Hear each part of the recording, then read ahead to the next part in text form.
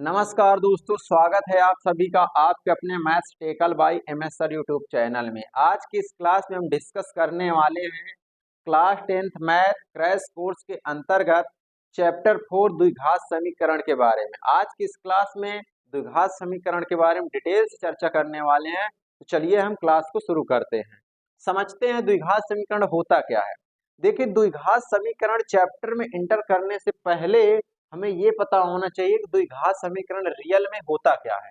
देखिए, द्विघात समीकरण का मतलब क्या होता है, सबसे पहले समझते हैं समीकरण क्या होता है। देखो, समीकरण का मतलब क्या होता है, एक ऐसा बीजीय व्यंजक जिसमें बराबर का चिन्ह लगा हो तो वह समीकरण कहलाता है। द्विघाती का मतलब क्या होता है, द्विघाती का मतलब होता है घातों की संख्या क्या होनी चाहिए, घात की संख्या जो होनी चाहिए वो 2 होनी चाहिए। यानी एक ऐसा बीजीय व्यंजक जिसमें किसी चर की जो घात होनी चाहिए वो पूर्ण संख्या तो होनी ही चाहिए, लेकिन उसमें 2 होनी चाहिए। घात क्या होनी चाहिए, 2 होनी चाहिए, और उसमें बराबर का चिन्ह लगा होना चाहिए। तो क्या कहलाएगा, द्विघात समीकरण कहलाएगा। जैसे कि एक एग्जाम्पल की सहायता से समझते हैं। जैसे x square plus 4x plus 3, देखिए बराबर 0। तो मैंने क्या कहा कि इसमें किसी चर की जो घात होगी ना वो अधिकतम घात ली जाती है। किसी चर की अधिकतम घात जो होगी इसमें 2 होगी। देखिए 2 है तो घातों की संख्या 2 होनी चाहिए, और इसमें जो है बराबर का चिन्ह लगा होना चाहिए। तो यह क्या कहलाएगा, ये द्विघाती समीकरण कहलाएगा। इस प्रकार इसे हम कह सकते हैं द्विघाती समीकरण। जैसे और एग्जाम्पल, जैसे 5x square plus 7x plus 5 बराबर का 0। तो देखिए यहाँ पर भी चर की घात 2 है और बराबर का चिन्ह लगा हुआ है, तो यहाँ भी द्विघाती समीकरण कहलाएगा। और जैसे एक एग्जाम्पल की सहायता से समझते हैं।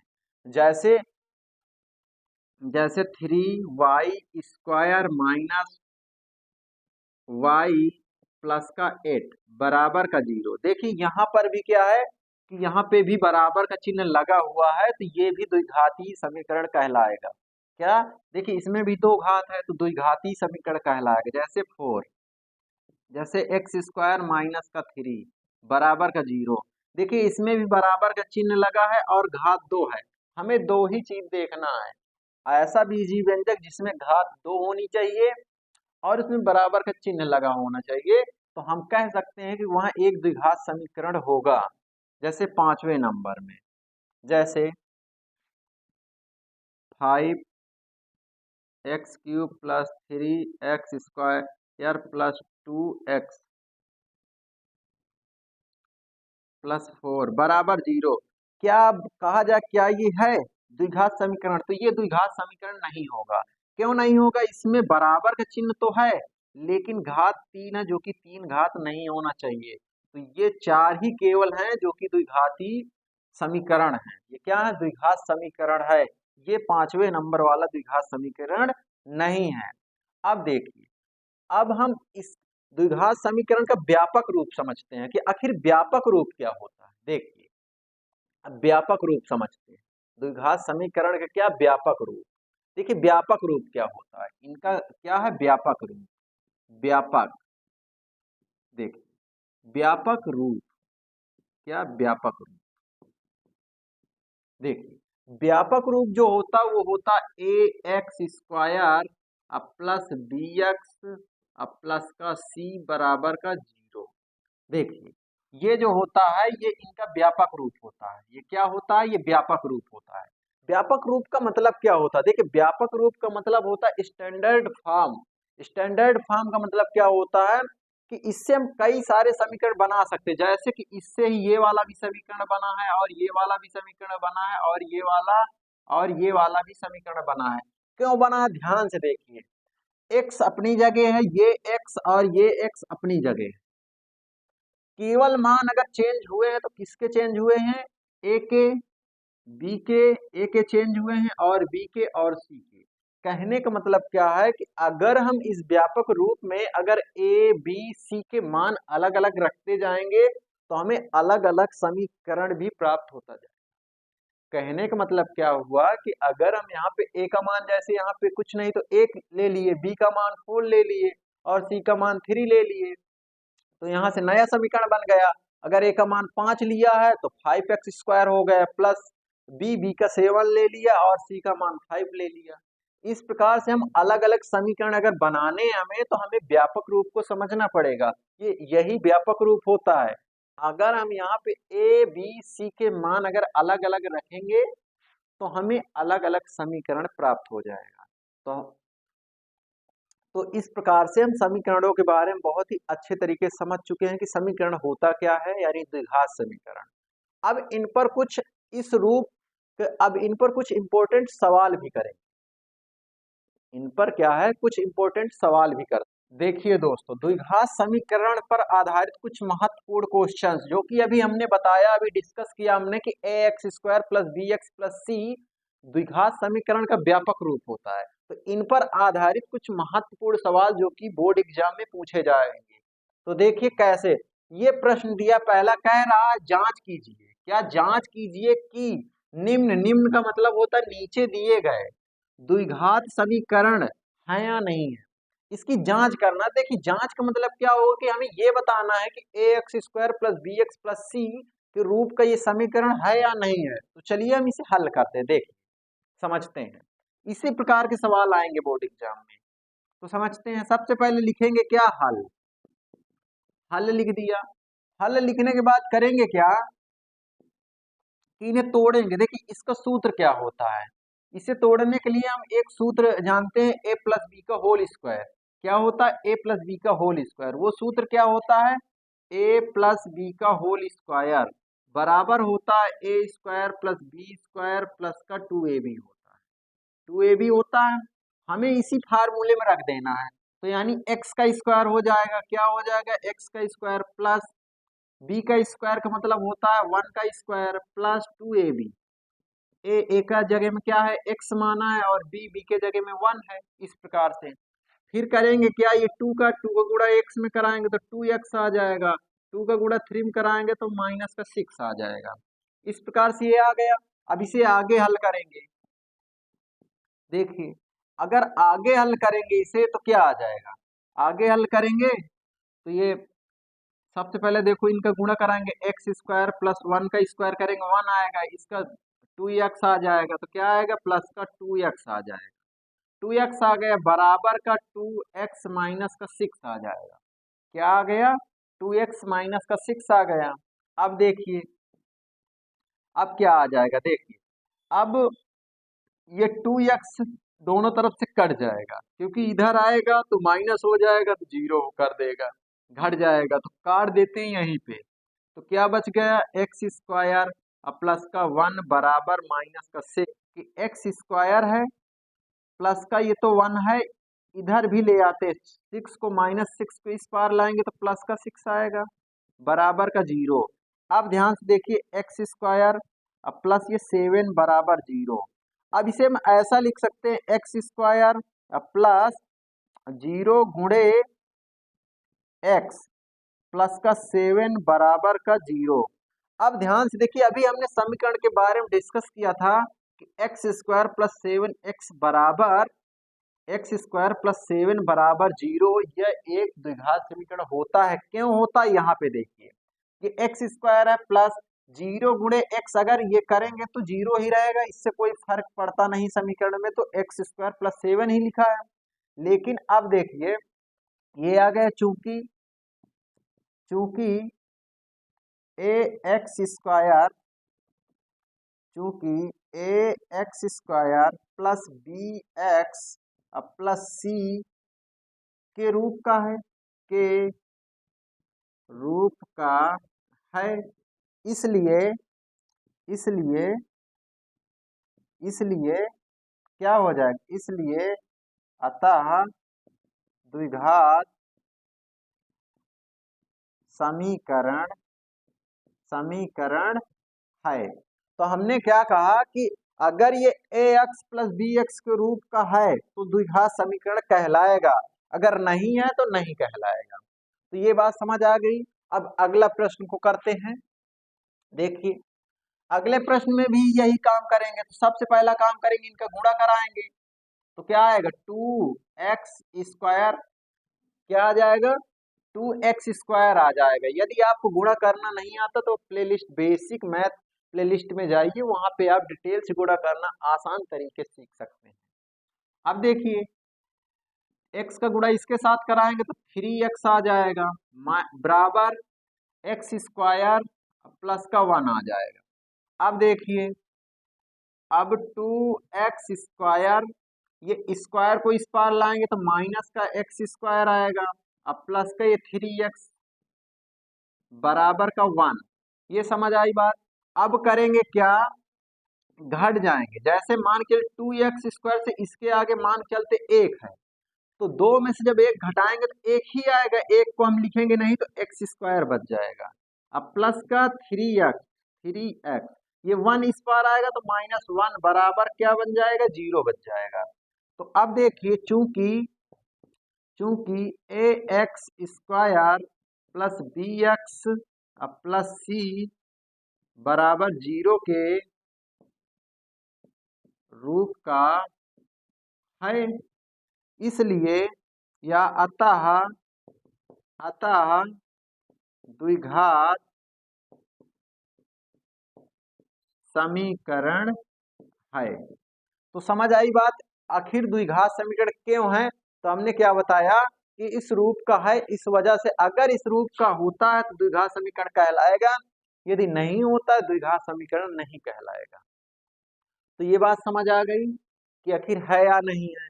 तो चलिए इस प्रकार के जितने भी क्वेश्चंस आए आप इसी प्रकार से आसान तरीके से कर सकते हैं। सबसे पहले तो उनको गुणा करना है, अलग अलग पद में लिख लेना है, फिर उन्हें एक पक्ष में ट्रांसफर कर लेना है, यानी एक पक्ष में पक्षांतर कर लेना है, फिर उसे जोड़ व घटाव करके हम उसे सिंप्लीफाई कर लेंगे।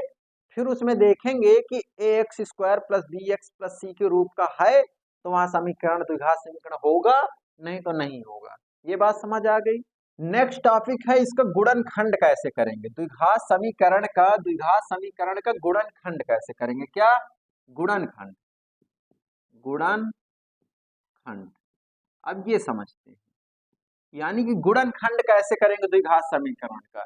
तो चलिए इसे हम एक एग्जाम्पल की सहायता से समझने का प्रयास करते हैं। एग्जाम्पल नंबर 1 कहता है कि यदि 2x² माइनस का 5x प्लस का 3 बराबर का 0। अब देखिए ये गुणनखंड दिया गया है, अब द्विघात समीकरण है हमने बताया है। अब इनका गुणनखंड कैसे करेंगे, इसमें हमें दो तरीके पता है। एक तो गुणनखंड विधि से किया जाता है, एक सीरीधराचार सूत्र की सहायता से भी किया जा सकता है। वो कैसे, अब समझते। सबसे पहले यहाँ पे समझने का हम प्रयास करेंगे गुणनखंड तरीका, यानी गुणनखंड विधि से हम कैसे इसे हल करेंगे, बहुत ही आसान तरीके से। तो देखिए समझते हैं। देखिए सबसे पहले तो हम ये समझते हैं ax² plus bx plus c के रूप का ये बना है, अगर इस रूप का है तो हम गुणनखंड कर लेंगे। अब देखिए अब सबसे पहला काम करना क्या है कि ये किनारे किनारे वाले, ये शुरू वाला और ये अंत वाला, इनको आपस में गुणा करेंगे। क्या करेंगे, गुणा करेंगे। गुणा करेंगे तो क्या आएगा, 2 गुणे 3 तो आ जाएगा 6। अब देखना 6 के ऐसे में टुकड़े करने हैं, ऐसे गुणनखंड करने हैं कि जोड़ने व घटाने पर 5 आ जाए। देखिए अभी हमें चिन्ह से कोई मतलब नहीं, केवल मतलब है इस 5 से, तो हमें जोड़ने व घटाने में 5 आ जाए। जैसे इसे हम 6 गुणे 1 लिख सकते हैं। गुणा किया जाए तो कितना आना चाहिए, गुणा किया जाए तो 6 आना चाहिए, अगर इसे जोड़ना व घटाया जाए तो 5 आ जाना चाहिए। जैसे कि अगर हम 6 में से 1 घटा देंगे तो क्या 5 मिल जाएगा हमें, तो ये गुणनखंड हमारे सही है।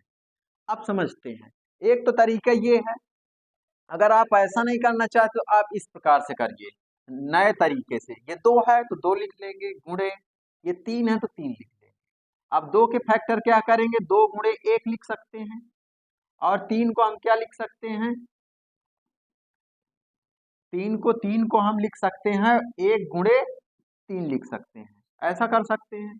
अब देखिए इनका आपस में गुणा करेंगे तो 6 आएगा, इनका आपस में गुणा करेंगे तो 1 आएगा, तो 6 में से 1 घटा देंगे तो क्या आ जाएगा, 5 आ जाएगा। दोनों तरीके आप चाहे किसी भी प्रकार से गुणनखंड कर सकते हैं, यानी गुणनखंड निकाल सकते हैं। तो करेंगे क्या, सबसे पहले बराबर करेंगे, ये 2x है तो 2x² करेंगे, माइनस देखिए हमने क्या बताया कि चिन्ह से हमसे कोई लेना देना नहीं, क्या चिन्ह से हमसे कोई लेना देना नहीं। तो फिर क्या करेंगे, फाइव फाइव फाइव देखिए फाइव हमने क्या बताया था कि गुणनखंड ऐसे लेने जो फाइव आ जाए।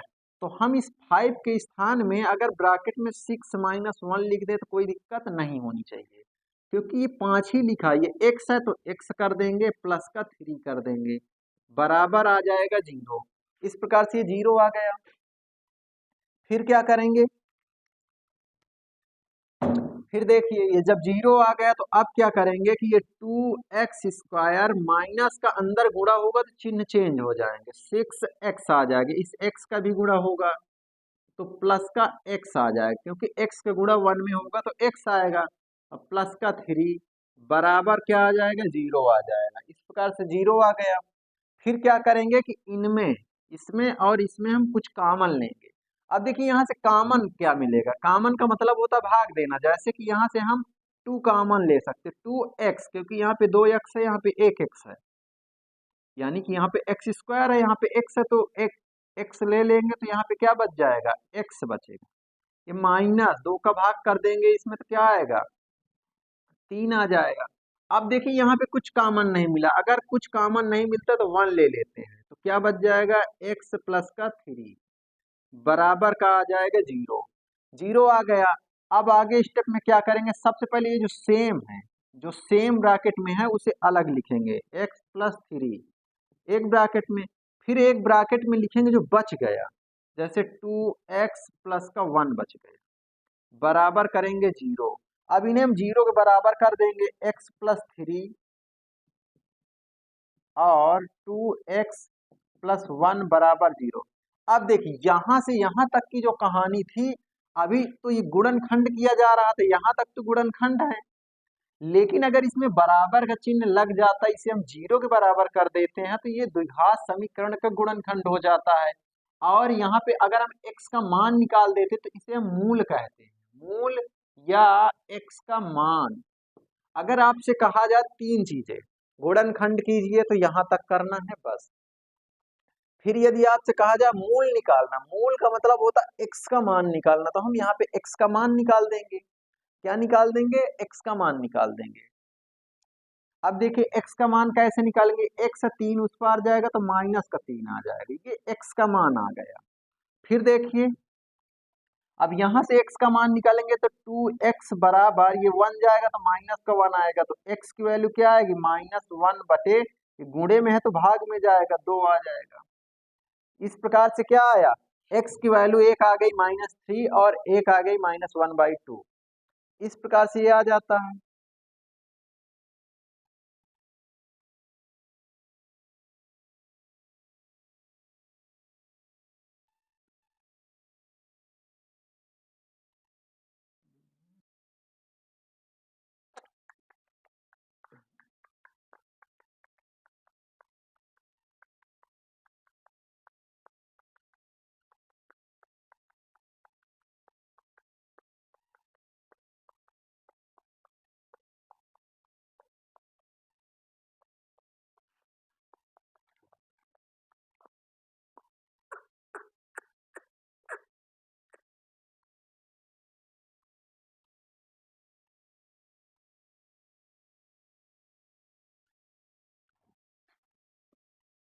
का नेक्स्ट टॉपिक के नाम क्या है, गुणनखंड करना।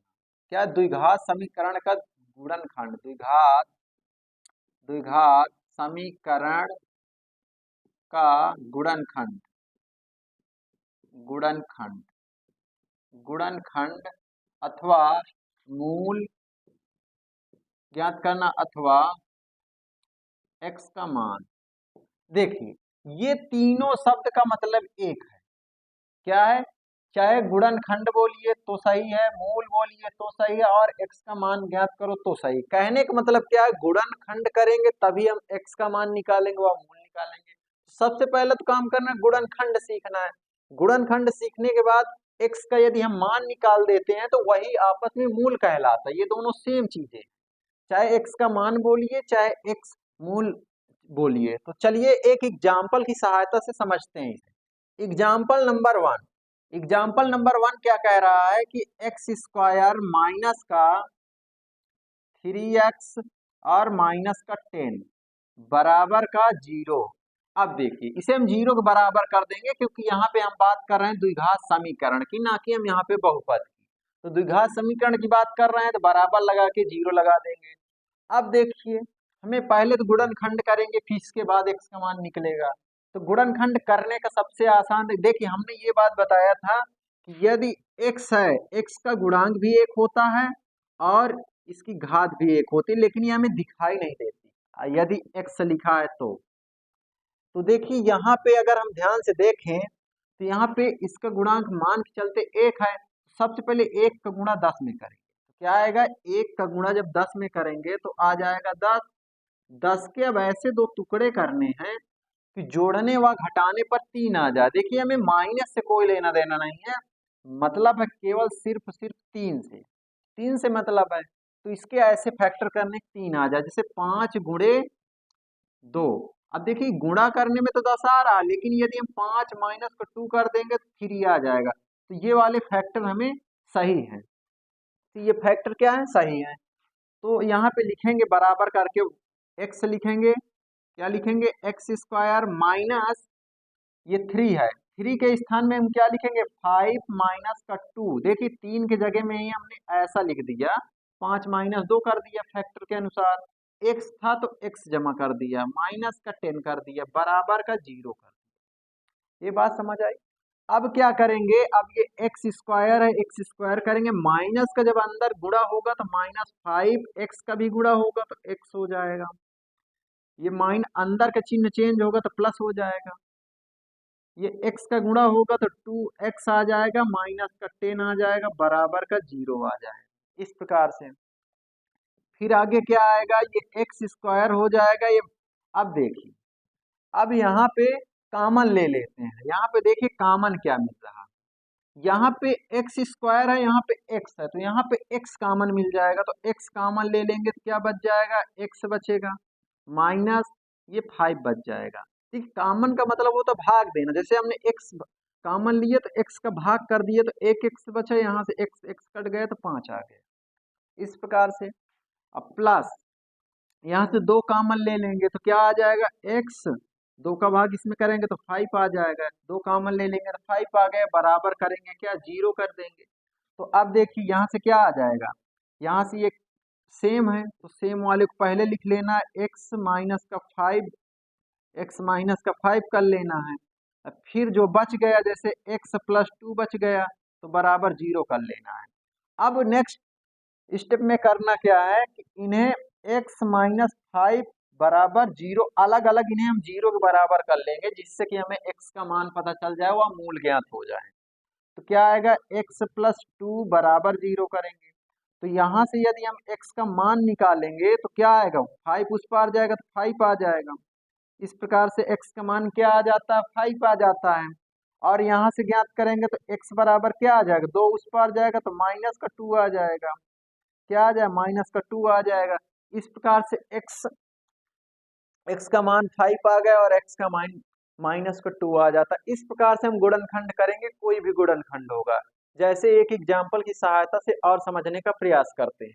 ये जैसे एग्जाम्पल नंबर 2, अब इसे कैसे करेंगे, इसमें भी वही काम करना। सबसे पहले इनको किनारे किनारे यानी अंत अंत वाले को गुणा कराते हैं तो क्या आएगा, 2 गुणे 6 आएगा, तो कितना आ जाएगा, यदि हम इसका गुणा कराते हैं तो क्या आएगा, 2 गुणे 6 गुणा कराएंगे 12 आएगा। 12 का वैसे में टुकड़े करने हैं, देखिए इसके आगे 1 है कि एक बन जाए तो क्या करेंगे, इसे हम लिख सकते हैं 4 गुणे 3 लिख सकते हैं, 4 गुणे 3 लिख सकते हैं। यदि हम घटाएंगे तो हम 1 आ जाएगा, क्योंकि 4 में से जब 3 घटाएंगे तो 1 मिल जाएगा। या तो आप ऐसे गुणनखंड चेक कर सकते हैं, अगर आपको ऐसा भी नहीं पता है तो आप इस तरीके से, ये 2 है तो 2 लिखेंगे, लास्ट वाला 7। ये तरीका है कि आप 2 और 6 को लिख लीजिए, फिर लिखने के बाद इसे हम क्या लिख सकते हैं, 2 गुणे 1 लिख सकते हैं। इसे हम क्या लिख सकते हैं, इसे हम लिख सकते हैं, इसे हम 2 गुणे 1, इसे हम 3 गुणे 4 लिख सकते हैं। क्या लिख सकते हैं, 3 गुणे 2 लिख सकते हैं। तो इनका गुणा कराएंगे 3 आ जाएगा और इनका गुणा कराएंगे 4 आएगा, तो 4 में से 3 घटा देंगे तो 1 बन जाएगा। आप ये भी तरीका अपना सकते हैं, इससे बहुत आसान तरीके से आ जाता है। अब देखिए यहाँ पे क्या आएगा, देखिए यहाँ पे यदि हम इसे करेंगे तो क्या आएगा, 2x² प्लस 1 के जगह में हम क्या लिख सकते हैं, 4 - का 3, 4 - का 3 लिख सकते हैं। x है तो x, देखिए 1 ही लिखा गया है, 4 - का 3। अगर हम 4 में से 3 घटा देंगे 1 ही बचेगा। ये -का 6 है तो -6 बराबर का 0 कर लेंगे, ये 0 आ जाएगा इस प्रकार से। अब देखिए अब आगे करेंगे तो ये क्या आएगा, 2x² प्लस x का गुणा कराएंगे तो 4x आ जाएगा, इसमें कराएंगे तो -का 3x आ जाएगा, -6 बराबर का 0 आ जाएगा इस प्रकार से। अब देखिए अब आगे क्या करेंगे, अब आगे देखिए इसमें पहले कॉमन लेंगे, इन दोनों में कॉमन क्या आता है, तो यहाँ से यदि हम कॉमन लेंगे 2 तो मिल जाएगा कॉमन और x भी मिल जाएगा कॉमन, तो यहाँ से 2x कॉमन लेंगे तो बच जाएगा x प्लस यहाँ क्या बच जाएगा, यहाँ पे बच जाएगा केवल केवल 2 बच जाएगा, क्योंकि x कॉमन में कट जाएगा, 2 का भाग करेंगे 2 आ जाएगा। यहाँ से माइनस का कॉमन लेना पड़ेगा 3, माइनस का जब 3 लेंगे तो यहाँ पे बच जाएगा x, यहाँ पे माइनस में प्लस बन जाएगा तो क्या आ जाएगा, 2 आ जाएगा। इस प्रकार बराबर करेंगे 0, 0 के बराबर कर दिया। फिर क्या करेंगे, फिर देखिए फिर ये जो सेम है इन्हें पहले अलग लिख लेंगे, x प्लस 2 एक ब्रैकेट में करेंगे और ये जो बच गए इसे लिखेंगे 2x - का 3, ये कर देंगे, बराबर कर देंगे क्या, 0। अब देखिए अब इसे न हम 0 के बराबर कर लेंगे, क्या करेंगे, अब इसे हम 0 के बराबर करेंगे, 0 के बराबर करेंगे तो क्या आएगा, देखिए x प्लस 2 बराबर 0 करेंगे और ये 2x - 3 बराबर 0 करेंगे। अब देखिए x का मान यहाँ से निकालेंगे, उस पार जाएगा तो -का 2 आ जाएगा, क्या आएगा, -का 2। यहाँ पे x का मान निकालेंगे तो क्या आएगा, ये उस पार जाएगा तो +का 3 आ जाएगा और ये गुणे में है तो ये बटे में चला जाएगा। इस प्रकार से x का मान यहाँ 3/2 आ जाएगा। इस प्रकार से आप गुणनखंड कर सकते हैं, बहुत ही आसान तरीके। कोई भी सवाल होगा तो आप इसी प्रकार से गुणनखंड करेंगे, किसी भी प्रकार का यदि सवाल आता है। देखिए नेक्स्ट क्वेश्चन, क्वेश्चन नंबर 3 कह रहा ऐसी दो संख्याएं ज्ञात कीजिए जिनका योग 27 है और गुणनफल 182 है। तो ऐसी भी संख्याएं बताना, ऐसी दो संख्याएं ज्ञात करना है जिनका योग तो 27 है और जो उनका गुणनफल है वो 182 है। तो कैसे करेंगे, देखिए सबसे पहले लिखेंगे हल, हल लिखने के बाद लिखेंगे माना,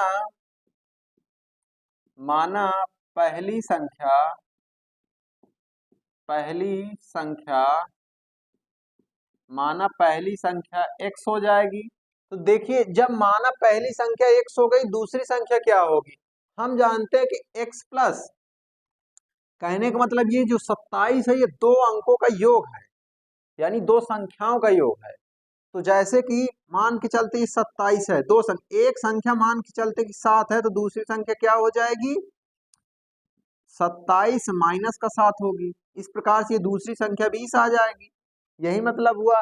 तो यहाँ पे अगर एक संख्या x हो गई तो दूसरी संख्या क्या होगी, 27 - का x हो जाएगी।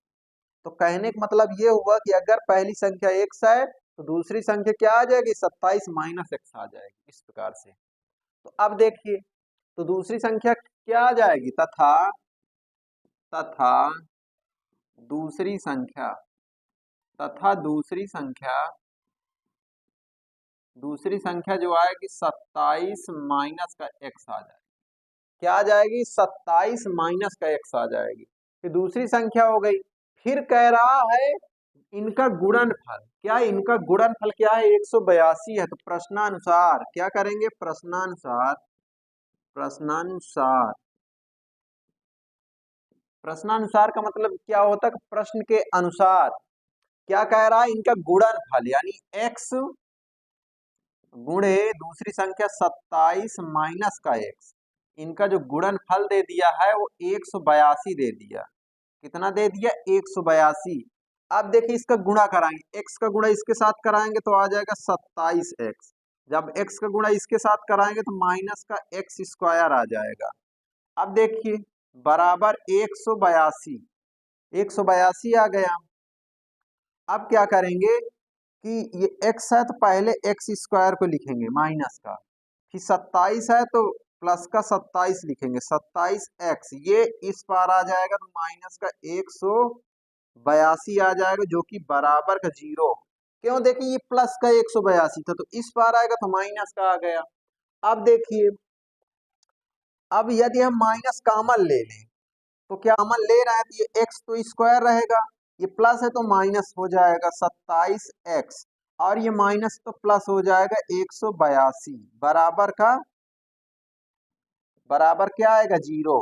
अब देखिए, यदि ये गुणे में माइनस है, अगर माइनस बटे में जाएगा तो क्या हो जाएगा, माइनस बटे में जाएगा तो 0 कर देगा, तो यहाँ से चिन्ह का कोई मतलब ही नहीं निकलता, तो क्या आ जाएगा, जब ये बटे में जाएगा तो 0 ही कर देगा, तो एक्स स्क्वायर माइनस का 27x प्लस का 182 बराबर का 0, ये हमारा बन जाता है समीकरण, बन जाता है, ये समीकरण बन गया। अब इसके गुणनखंड कर लेते हैं, क्या करते हैं, अब सबसे पहला काम करते हैं इसके गुणनखंड, एक्स स्क्वायर माइनस का 27x प्लस का 182 बराबर का 0। अब देखिए इसके गुणनखंड, हम जानते हैं कि इसके आगे एक मान के चलते हैं तो इनका सबसे पहले गुणा कराते हैं, तो गुणा कराएंगे तो कितना आ जाएगा, गुणा जब कराएंगे तो 1 × 182 जब गुणा कराएंगे तो 182 ही आएगा, क्या आएगा 182 ही आएगा। अब 182 के दो टुकड़े हमें करने हैं, यानी गुणनखंड ज्ञात करना, तो कैसे ज्ञात करेंगे, करना तो कैसे करेंगे, सबसे पहले करेंगे क्या कि देखिए, अब एक गुणे 182 हुआ तो अब 182 के फैक्टर करने हैं तो कैसे करेंगे, देखिए सबसे पहले इसके अभाज्य गुणनखंड करेंगे, अभाज्य गुणनखंड तो 2 से करेंगे, 2 नहीं 18, 1 आ जाएगा, फिर 13 सते 91, 13 सते 91 तो क्या आ जाएगा, 13 एकान्नम 13 आ जाएगा। अब देखिए इसके फैक्टर हो गए, एक फैक्टर तो 14 आ गए, 14 और 13। अब देखिए क्या आ गए, 14 और 13 आ गए, यदि हम इनका गुणा करेंगे तो 182 ही आएगा, यदि इन्हें हम जोड़ दें तो 27 बन जाएगा, तो हमारे ये फैक्टर परफेक्ट है, यानी 14 13 ये परफेक्ट फैक्टर है।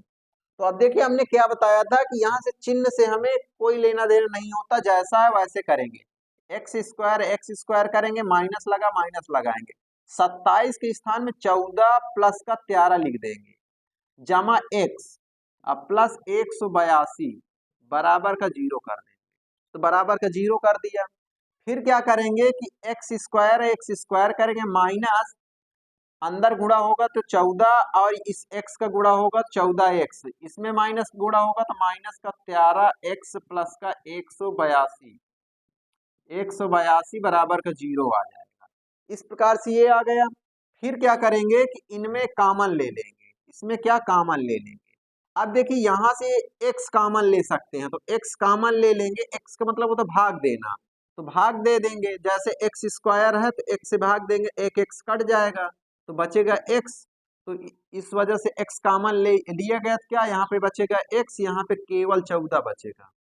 अब यहाँ से माइनस का x कॉमन ले, माइनस का 13 कॉमन ले लिया जाएगा, देखिए 13 कॉमन लेंगे तो क्या आ जाएगा, यहाँ पे बचेगा x, यहाँ पे माइनस आ जाएगा, माइनस का आएगा 14 बराबर का 0, ये आ गया। अब देखिए क्या करना है, अब करना है कि पहले ये जो ब्रैकेट में है इन्हें पहले लिखेंगे जो कि सेम है, तो x माइनस का 14 एक ब्रैकेट में करेंगे, और ये जो बच गया x माइनस का 13 एक ब्रैकेट में करेंगे, इन्हें 0 के बराबर कर देंगे। फिर देखिए इन्हें अलग अलग 0 के बराबर करेंगे, x माइनस का 14 बराबर 0 और x माइनस 13 बराबर 0। अब देखिए यहां से x का मान निकालेंगे तो 14 आ जाएगा, और यहां से x का मान निकालेंगे तो 13 आ जाएगा। इस प्रकार से क्या आ जाती है, 14 और 13 आ जाता है। तो अब देखिए यहाँ पे मान रखेंगे कि पहली संख्या क्या है और दूसरी संख्या क्या है, तो यहाँ से हमें पता चलता है कि पहली संख्या जो है, जैसे हम 14 रखते हैं तो देखिए पहली संख्या x माना था, x का मान यदि 14 लेते हैं तो यहाँ पे 14 आ जाएगी। अब 14 में 20 देखो 27 में से यदि हम 14 घटा देंगे दूसरी संख्या ज्ञात हो जाएगी, जैसे पहली संख्या क्या आएगी, अतः लिखेंगे, अतः पहली संख्या, पहली संख्या, पहली संख्या x मान है तो x का मान 14 लें या 13 लें। यदि 14 लेंगे तो दूसरी संख्या दूसरी आ जाएगी, यदि 13 लेंगे तो दूसरी संख्या दूसरी आ जाएगी। तो यहाँ जैसे हम 14 लेते हैं तो क्या आ जाएगी, x बराबर 14, तो दूसरी संख्या क्या आएगी, दूसरी संख्या 27 माइनस का x है, तो 27 x के स्थान में क्या लिया है, 14, तो 14 करेंगे तो आ जाएगी 13, यानी दूसरी संख्या क्या आ जाएगी, 13 आ जाएगी। इस प्रकार से ये सवाल बहुत ही आसान तरीके से हल हो जाता है। इसी प्रकार और भी क्वेश्चंस करने के कुछ प्रयास करते हैं। देखिए नेक्स्ट क्वेश्चन कह रहा है, एक समकोण त्रिभुज की ऊंचाई उसके आधार से 7 सेंटीमीटर कम है, यदि कर्ण 13 सेंटीमीटर का हो तो अन्य दो भुजाएं ज्ञात करना है। देख, अब इस प्रश्न को समझना है कैसे, तो सबसे पहले तो हम समकोण त्रिभुज बना लेते हैं, क्योंकि समकोण की बात की जा रही तो समकोण त्रिभुज बना लेंगे। इस प्रकार से हमने क्या कहा कि समकोण त्रिभुज बन गया, जिसमें ये समकोण है, समकोण हो गया। अब देखिए, ये ए हो गया, ये बी हो गया और ये सी हो गया, इस प्रकार से। अब देखिए ये इसमें आधार दिया है, ये क्या है, आधार है। ये ऊंचाई यानी कि ऊंचाई है, ये क्या है, ऊंचाई, जिसे हम लंब बोलते हैं, और ये दिया है कर्ण। तो अब देखिए, अब इस प्रश्न में कह दिया है कि एक समकोण त्रिभुज की ऊंचाई उसके आधार से 7 सेंटीमीटर कम। कहने का मतलब क्या है कि यदि जैसे कि मान के चलते ये आधार x है, तो कह रहा है ऊंचाई जो आधार से 7 सेंटीमीटर कम है, यानी आधार x है तो ऊंचाई क्या है कि x माइनस का 7 आएगी, यानी कि क्या आ जाएगी, x माइनस का 7 आ जाएगी, ये ऊंचाई हो जाएगी। कर्ण बराबर हमें दिया है 13 सेंटीमीटर, 13 सेंटीमीटर दिया गया है। इस प्रकार से ये डाटा निकल गया है। तो सबसे पहले हम करेंगे क्या कि हल लिखेंगे, हल लिखने के बाद माना पहली संख्या या माना समकोण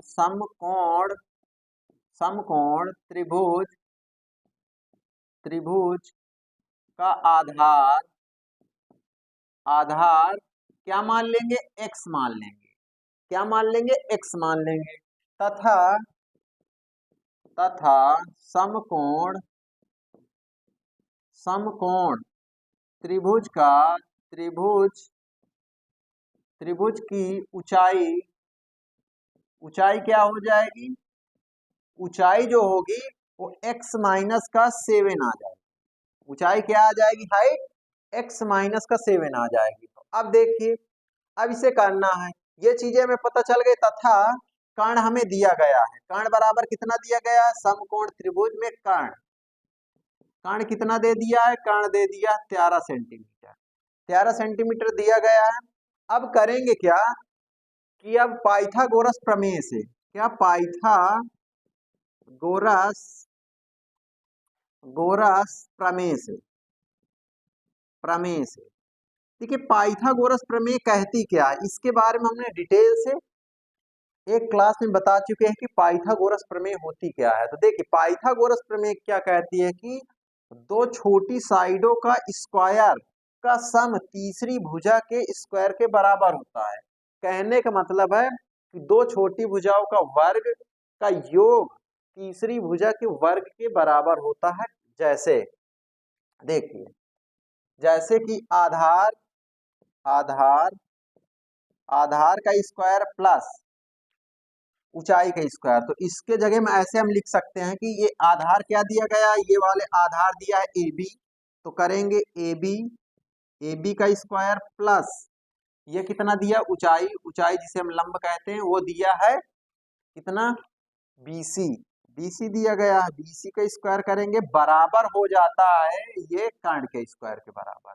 तो कर्ण क्या हो जाएगा, कर्ण होगा AC का स्क्वायर। ये पाइथागोरस प्रमेय होती है।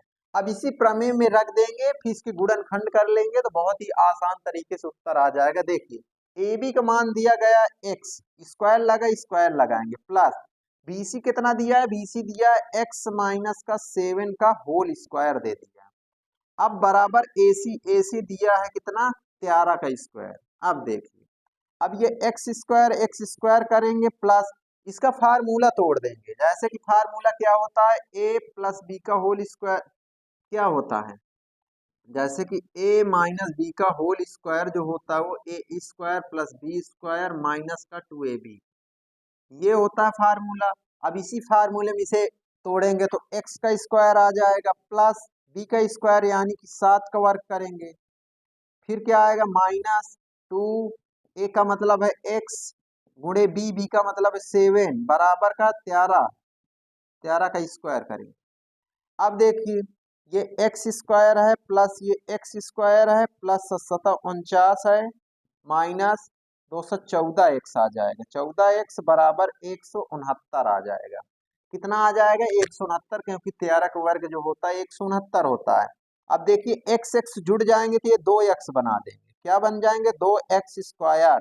अब प्लस, अब देखिए 14 इस पहले लिख लेंगे तो क्या आ जाएगा माइनस का 14 एक्स आएगा, अब प्लस का 49 और ये 69 आएगा इधर माइनस का, तो कितना आ जाएगा 169 बराबर का 0 आ जाएगा। करेंगे क्या यहाँ से 2x स्क्वायर माइनस का 14x, इसे जब घटाएंगे 49 में तो आ जाएगा 120 आ जाएगा, 120 बराबर ये आ जाएगा।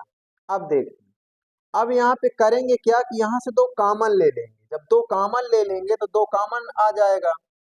आगे यहाँ करते हैं, देखिए जब यहाँ से 2 कॉमन लेंगे तो क्या आएगा, 2 गुणे कॉमन ले लेंगे तो आ जाएगा एक्स स्क्वायर बचेगा माइनस का 7x आ जाएगा, फिर माइनस का 60 आ जाएगा, माइनस का क्या आ जाएगा 60 बराबर का 0। अब देखिए अगर ये बटे में जाएगा इधर 0 तो ये 0 ही बन जाएगा, क्या बन जाएगा, अगर ये बटे में जाएगा तो 0 ही बना देगा, तो हम यहाँ से इसे हटा देते हैं तो ये क्या रहेगा, ये इतना ही रहेगा, क्या रहेगा 0 के बराबर ही रहेगा, कॉमन लेने का कोई मतलब नहीं है, 2 से किया 2 पीछे कर दिया, इस प्रकार से ये इतना आ गया। अब आगे इसके गुणनखंड करेंगे तो समीकरण क्या बन गया कि एक्स स्क्वायर माइनस का 7x माइनस 60। अब देखिए अब इसका गुणनखंड करना है तो देखिए इसके आगे एक है, एक का गुणा 60 में करेंगे तो 60 ही आएगा। अब 60 के ऐसे 2 टुकड़े करने के 7 आ जाए तो 12 पन 60, 12 पन 60 आ जाएगा, 12 पन 60 आएगा। तो अब देखिए गुणा करेंगे तो 60 आ रहा है, और यदि 12 में से 5 घटा देंगे तो कितना आ जाएगा 7 आ जाएगा। तो ये हमारे एकदम परफेक्ट आ जाएंगे, ये क्या आ जाएंगे, परफेक्ट तरीके से गुणनखंड आ जाते हैं। अब देखिए अब ये एक्स स्क्वायर है, एक्स माइनस, देखिए चिन्ह से कोई लेना देना नहीं है, 7 के स्थान में हम लिख सकते हैं 12 माइनस का 5 और एक्स जमा देंगे 60 बराबर का 0 कर, अब 0 कर दिया। अब देखिए यहाँ से आएगा एक्स स्क्वायर माइनस का 12x, ये अंदर के चिन्ह चेंज हो जाएंगे तो प्लस का 5x आ जाएगा माइनस का 60 बराबर का 0 आ जाएगा, इस प्रकार से। अब क्या होगा कि एक्स स्क्वायर माइनस का, यहाँ से अब कॉमन लेंगे, सबसे पहले कॉमन ले लेते हैं, क्या करेंगे कॉमन ले लेंगे, तो कॉमन लेंगे तो क्या आएगा एक्स कॉमन ले लेंगे तो एक्स माइनस का 12 बच जाएगा, यहाँ से 5 कॉमन ले लेंगे तो क्या आ जाएगा एक्स माइनस का 12 आ जाएगा बराबर का 0। अब देखिए अब ये जो सेम है सेम वाले को पहले लिख लेना है, एक्स माइनस का 12 एक ब्रैकेट में और जो बच गया एक्स प्लस 5 एक ब्रैकेट में बराबर कर देंगे 0, 0 के बराबर कर दिया। फिर क्या करेंगे कि इन्हें 0 के बराबर अलग अलग बराबर कर देंगे, 0 के x प्लस 5 बराबर का 0 कर देंगे। अब x का मान यहाँ से आ जाएगा 12 और यहाँ x का मान आ जाएगा माइनस का 5, इस प्रकार से। तो क्या आ गया, एक मान आ गया 12 और दूसरा क्या आ गया 5 आ गया। अब देखिए यानी कहने का मतलब यहाँ से क्या निकल के आता है, देखिए माइनस वाला यहाँ पे नहीं लेना है, क्योंकि माइनस में आ जाए तो माइनस वाला लेना ही नहीं, माइनस वाला नहीं लेना है, ठीक। जब माइनस वाला नहीं लेना है तो फिर करना क्या है।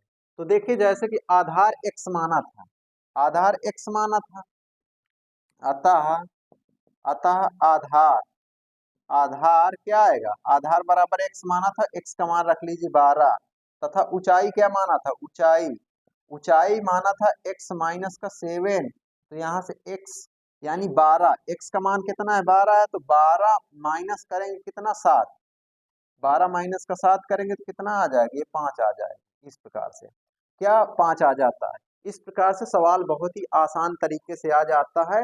आई होप, आशा करता हूँ कि आपको ये जरूर समझ आया होगा। अगर आपको यहाँ समझ आया तो हमारे इस वीडियो को लाइक तथा चैनल को सब्सक्राइब जरूर करें, जिससे कि इसी तरह की वीडियो आप तक पहुंचती रहे। सबसे पहले धन्यवाद।